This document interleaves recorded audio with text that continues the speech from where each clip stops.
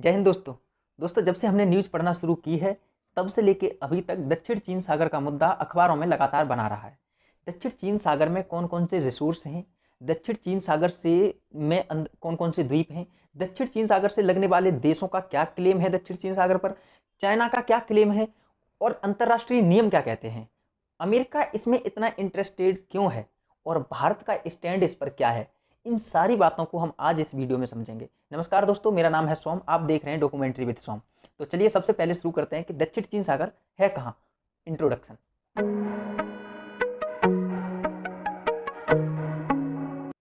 दोस्तों, दक्षिण चीन सागर पश्चिमी प्रशांत महासागर का ही हिस्सा है।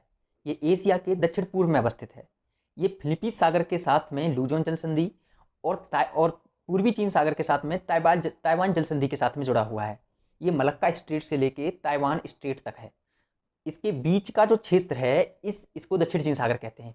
इस क्षेत्र पर इसके जो सीमावर्ती देश हैं जैसे कि सिंगापुर है, मलेशिया है, ताइवान है, वियतनाम है, चीन है, ब्रुनेई है, फिलीपींस है।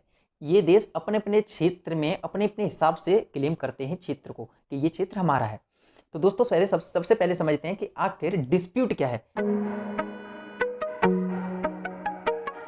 दोस्तों, दक्षिण चीन सागर लगभग 35 लाख वर्ग किलोमीटर स्क्वायर क्षेत्र में फैला हुआ है। इस क्षेत्र पर जापान की हार के बाद में, द्वितीय विश्व युद्ध में जापान की हार के बाद कुओमिंतांग की सरकार, जो कि उस समय चीनी गवर्नमेंट थी, कुओमिंतांग की सरकार ने 11 डैश लाइन खींची और इस क्षेत्र पर अपना दावा किया। चीन का ये दावा ऐतिहासिक आधार पर था। चीनी गवर्नमेंट का कहना था कि लगभग 2000 साल पहले चीन का इस क्षेत्र पर आधिपत्य रहा है, इसलिए चीन ने 11 डैश लाइन खींची थी।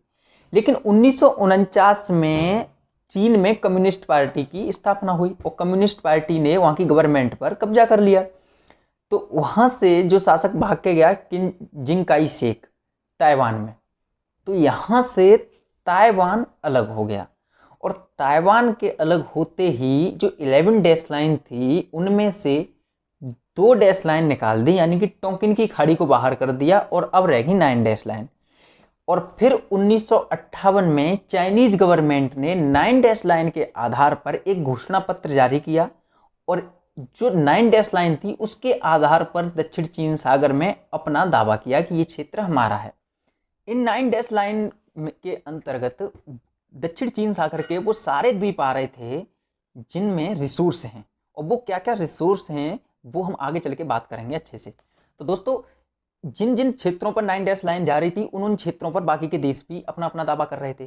तो सबसे पहले समझते हैं कि इसमें दक्षिण चीन सागर में कौन कौन से द्वीप हैं जिन पर चाइना की 9 डैश लाइन के अकॉर्डिंग आधिपत्य की बात कही गई थी। सबसे पहले बात करते हैं बड़े बड़े आइलैंड की, जैसे स्प्रेटली आइलैंड, स्कारबोरो शाल आइलैंड और पार्सल आइलैंड। दोस्तों, इनमें सबसे बड़ा पार्सल आइलैंड है जो लगभग 130 द्वीप समूहों का समूह है, और इसके बाद में आता है स्प्रेटली आइलैंड जो कि दूसरा सबसे बड़ा आइलैंड है। इसके अलावा दक्षिण चीन सागर में सैकड़ों द्वीप हैं जिन पर अलग अलग राज्य अलग अलग कब्जा करने की बात करते हैं और अलग अलग अपना क्षेत्र घोषित करते हैं। इनके अलावा चीन ने 7 आइलैंड और बना रखे हैं दक्षिण चीन सागर में, जो कि उसके द्वारा कृत्रिम बनाए गए आइलैंड हैं, यानी उसने खुद चीन ने बना दिए हैं, और वो कोरल रीफ से होती है। उस कोरल रीफ के ऊपर बालू और रेत डाल करके आइलैंड बना दिए गए हैं चाइना के द्वारा, और जिन पर रनवे बना करके सैनिक बेस अड्डा बना दिए गए हैं, यानी अगर इमरजेंसी होती है तो चाइना एयर के द्वारा अपने सैनिक और साजो सामान हथियार पहुंचा सकता है उस क्षेत्र में। इसको लेकर के 2013 में फिलीपींस की सरकार अनक्लॉज ट्रिब्यूनल में इस केस को लेकर के गई। 2016 में इसका फैसला आया और चाइना के खिलाफ फैसला गया, फिलीपींस के पक्ष में फैसला सुनाया अनक्लॉज ट्रिब्यूनल ने। अब फैसला क्या सुनाया, चलिए पहले इसको समझते हैं। अनक्लॉज ट्रिब्यूनल ने फिलीपींस के पक्ष में फैसला सुनाते हुए ये निर्णय दिया कि चीन द्वारा बताई जा रही 9 डैश लाइन ऐतिहासिक आधार पर है और जो सही नहीं है।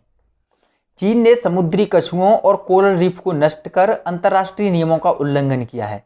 चीन द्वारा बनाए गए कृत्रिम द्वीप इलीगल एक्टिविटीज हैं in the sea, and China द्वारा बनाए गए द्वीपों से इन्वायरमेंट का लॉस हुआ है। जानकारी के लिए आपको बता दें कि फिलीपींस की सरकार ने इस क्षेत्र में पूरे वर्ल्ड की 1/3 बायोडाइवर्सिटी के बारे में दावा किया था, लेकिन दोस्तों चाइना ने इस फैसले को नहीं माना और चाइना ने इस फैसले को सीधे तौर पर नकार दिया। और चाइना के द्वारा क्या होता है कि इस क्षेत्र में छोटे छोटे देश हैं, वो ताकतवर देश है नहीं ज़्यादा, तो उन देश के जब नाविक मछली पकड़ने जाते हैं तो चाइनीज़ जो नेवी है वो या तो उनकी नाव को पलट देती है और या फिर उन्हें दौड़ा देती है। ऐसा ही केस आया 2020 में, जब वियतनाम की एक नाव मछली पकड़ने गई थी तो उसको पलट दिया गया। अब दोस्तों सोचने वाली बात है कि इस क्षेत्र पर इतना विवाद क्यों है, अमेरिका इसमें इतना इंटरेस्टेड और इन्वॉल्व क्यों है। इस चीज़ को समझने के लिए सबसे पहले समझते हैं कि दक्षिण चीन सागर का महत्व क्या है, दक्षिण चीन सागर में रिसोर्स क्या क्या है। तो चलिए दोस्तों सबसे पहले समझते हैं दक्षिण चीन सागर के रिसोर्स।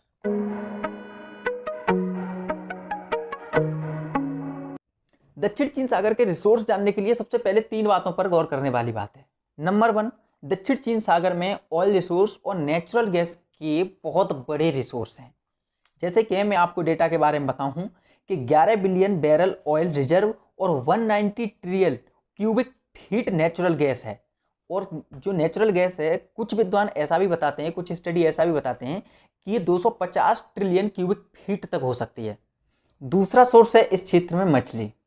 मछली इस क्षेत्र में हजारों प्रकार की मछलियां पाई जाती हैं और ऐसा बताया जाता है कि पूरे विश्व की लगभग 10% मछली रिसोर्स इस क्षेत्र में है। और दोस्तों यही कारण है कि अपने अपने क्षेत्र से जो मछुआरे जाते हैं मछली को पकड़ने के लिए, तो वहाँ पर जाकर के डिस्प्यूट होता है इन चाइनीज़ नेवी के साथ में। और तीसरी बात है दोस्तों इस क्षेत्र से होने वाला व्यापार। ऐसा माना जाता है कि लगभग 3 से 5 ट्रिलियन डॉलर का पर ईयर लेन देन यानी इस क्षेत्र से आवागमन होता है। अब इस चीज़ का अनुमान इस बात से लगाया जा सकता है कि भारत की अर्थव्यवस्था अप्रॉक्सीमेटली 3 ट्रिलियन डॉलर की है। और सोचो 3 से 5 ट्रिलियन डॉलर का व्यापार इस क्षेत्र से होता है। यानी कि अगर किसी देश का इस क्षेत्र पर अधिक बेहतर आधिपत्य है, अच्छा कब्जा है, तो वह देश पूरी वैश्विक अर्थव्यवस्था को प्रभावित कर सकता है। ऐसी ही एक रिपोर्ट आई थी अंकटाड की, जिसमें बताया गया था कि विश्व का 1/3 ट्रेड इसी क्षेत्र से होता है। दोस्तों यही कारण है कि चाइना इसमें इतना इंटरेस्टेड है और यूएसए भी।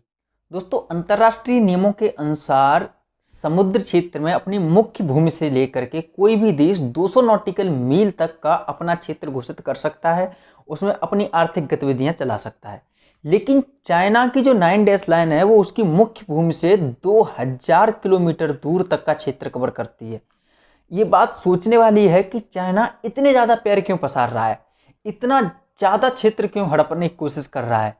तो अब इसके बारे में दोस्तों हमें समझना होगा कि जब भी चाइना और अमेरिका के बीच में डिस्प्यूट होता है तो अमेरिका हमेशा चाइना को धमकी देता है मलक्का स्ट्रेट को बंद करने की, क्योंकि चाइना निर्भर है मिडिल ईस्ट कंट्रीज पर, जहां से वो ऑयल और नेचुरल गैस इंपोर्ट करता है।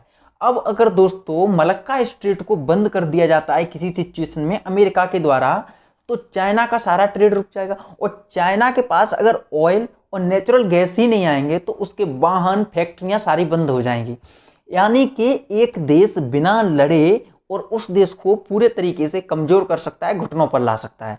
और दोस्तों ऐसा बताया जा रहा है कि अगर दक्षिण चीन सागर के रिसोर्स चाइना अच्छे सही ढंग से यूज कर पाता है तो लगभग 30 से 50 सालों के लिए चाइना ऑयल और नेचुरल गैस के मामले में आत्मनिर्भर बन जाएगा। अब दोस्तों ये बात सोचने वाली है कि अमेरिका ऐसा कभी नहीं चाहेगा कि चाइना लगभग 50 साल तक आत्मनिर्भर बन जाए, क्योंकि ऐसी सिचुएशन में इतनी बड़ी अर्थव्यवस्था के साथ में कंजम्पशन लेड ग्रोथ इकोनॉमी के साथ में चाइना अमेरिका से आगे निकल सकता है। इसके अलावा आसियान के छोटे छोटे देशों के साथ में अमेरिका का सुरक्षात्मक गठबंधन है। अब जैसे कि वियतनाम की चाइना ने नाव डुबो दी। अब यूएसए की जिम्मेदारी बनती है कि वो इन क्षेत्र में शांति स्थापित करे, इन देशों के साथ में कुछ गलत ना करे चाइना, इसकी अमेरिका जिम्मेदारी ले।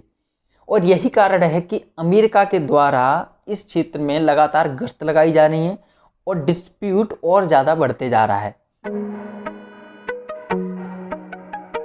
तो हमें एक बात ध्यान रखनी होगी कि इंडिया हमेशा से सुरक्षात्मक दृष्टिकोण अपनाता रहा है। यानी कि इंडिया कभी भी किसी दूसरे के क्षेत्र में जाकर के हस्तक्षेप नहीं करता, हमेशा वो ऐसी सिचुएशन में कदम उठाता है जब उसके क्षेत्र में कोई कदम रखता है।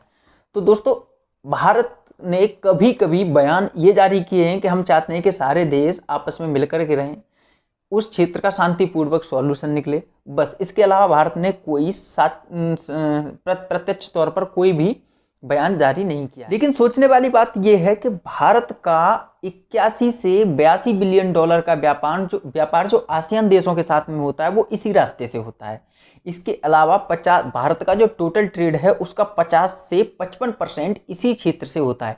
यानी किसी भी सिचुएशन में, जैसे कि अभी सिचुएशन जो आई थी गालवान में या फिर जो डोकलाम में, ऐसी सिचुएशन चाइना के साथ में होती रहती हैं, क्योंकि हमें पता है कि चाइना के साथ में हमारा हिस्टोरिकली और वर्तमान में और भविष्य में भी चाइना के साथ में हमारा डिस्प्यूट रहना ही रहना है, क्योंकि क्लियरिटी अभी तक साफ नहीं हुई है।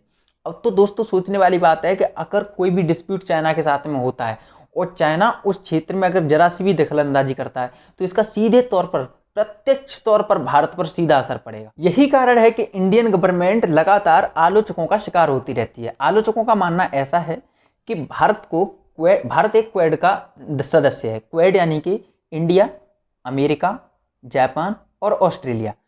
अब इस क्षेत्र में अमेरिका जब अपने युद्धपोत भेजता है तो ऑस्ट्रेलिया भी उसमें साथ में भेज देता है, जापान का भी साथ मिल जाता है। लेकिन भारत एक ऐसा देश है जो कि क्वेड का मेंबर होते हुए भी तटस्थ रहता है। दोस्तों, क्वेड को दरअसल इंडो पैसिफिक क्षेत्र में चाइना जैसे देशों को कंट्रोल करने के लिए ही बनाया गया था। इन 4 देशों का समूह इसीलिए बनाया गया था ताकि इस क्षेत्र में कोई भी दखलंदाजी, कोई इशू बनता है, और सबसे बड़ा इशू इसमें दक्षिण चीन सागर का है। यानी अगर सीधे तौर पर देखा जाए तो दक्षिण चीन सागर के इशू को देखते हुए कि भविष्य में बड़ा इशू बन सकता है, इसीलिए क्वेड का गठन किया गया था। लेकिन भारत के द्वारा इसमें दखलंदाजी नहीं की जा रही है। अब कुछ विद्वानों का मानना ऐसा है कि भारत को अपनी रणनीति चेंज करनी चाहिए और प्रत्यक्ष तौर पर बयान जारी करने चाहिए। और इसके अलावा जो क्वेड की जो गश्ती, यानी कि उसके जो युद्धपोत हैं जो दक्षिण चीन सागर में जाते हैं, भारत को इसमें साझेदारी निभानी चाहिए और भारत को अपने युद्धपोत भी भेजने चाहिए। तो इससे चाइना पर अधिक दबाव बनेगा और चाइना डिस्प्यूट का सॉल्यूशन करने में कदम बढ़ाएगा। वर्तमान में चाइना सॉल्यूशन करने के लिए कोई कदम नहीं बढ़ा रहा है, सारे के सारे क्षेत्र पर वो अपना दावा कर रहा है, क्योंकि चाइना को ऐसा लगता है कि मिडिल ईस्ट से इंपोर्ट करने में नेचुरल गैस और ऑयल का उसको कहीं ना सिर्फ अमेरिका का सामना करना पड़ेगा भविष्य में, बल्कि इंडिया भी एक शक्ति बनकर उभर रहा है जो उसके लिए चैलेंज बनकर उभरेगा। इसलिए चाइना इस क्षेत्र में ज़्यादा दबिश कर रहा है।